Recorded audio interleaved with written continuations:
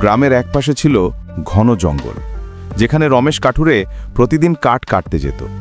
সে ছিল পরিশ্রমী, কিন্তু ভাগ্য যেন কখনো তার সাথে ছিল না।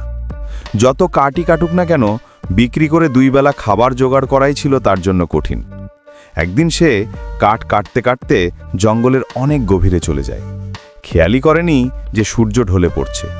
চারদিকে অন্ধকার নেমে আসতে শুরু করল, আর পথও স্পষ্ট দেখা যাচ্ছিল না। ঠিক তখনই তার চোখ পড়ল এক রহস্যময় অন্ধকার গুহার দিকে।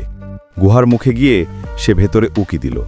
হিমেল বাতাস তার মুখে আঘাত করল, আর তার শরীর কেমন যেন কেঁপে উঠল। এক অজানা ভয়ে বুক ধুকপুক করতে লাগল। তবুও কৌতূহল সামলাতে না পেরে সে আস্তে আস্তে অন্ধকার গুহার ভেতরে ঢুকে পড়ল। ভেতরে ছিল ঘন অন্ধকার, কিন্তু একটু দূরে কোথাও যেন মৃদু আলো টিমটিম করে জ্বলছিল। সাহস করে সে সামনে এগোলো। হঠাৎ মাটিতে কিছু চকচক করতে দেখল। ভালো করে তাকাতেই তার চোখ বিস্ফারিত হয়ে গেল। সোনার মোহর! রমেশের আনন্দ আর ধরে না। এত সম্পদ দেখে তার চোখে যেন স্বপ্ন নাচতে লাগলো। আমার দারিদ্র্য এবার দূর হবে, মনে মনে ভাবল সে। তাড়াতাড়ি করে সে নিজের জামার খুঁটে সোনার মোহর গুছিয়ে নিতে লাগল। ঠিক তখনই অন্ধকার গুহার কোণা থেকে এক গম্ভীর আওয়াজ ভেসে এলো। লোভ সর্বনাশ ডেকে আনে, যতটুকু তোমার শুধু ততটুকুই নাও, না হলে সব হারাবে।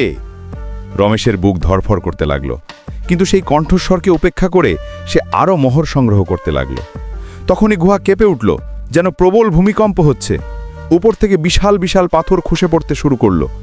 রমেশ আতঙ্কে মোহর ফেলে দিয়ে যত জোরে পারল দৌড় দিল। কোনো মতে গুহার বাইরে বেরিয়ে এলো সে। হাঁপাতে হাঁপাতে পিছনে তাকিয়ে দেখল অন্ধকার গুহাটি একেবারে অদৃশ্য হয়ে গেছে, যেন কোনোদিনই সেখানে কিছু ছিল না। সেদিন রমেশ বুঝতে পারল, লোভ মানুষকে ধ্বংসের পথে নিয়ে যায়। তার হাতে তখন কেবলমাত্র সেই মোহরগুলোই ছিল যা সে প্রথমে নিয়েছিল।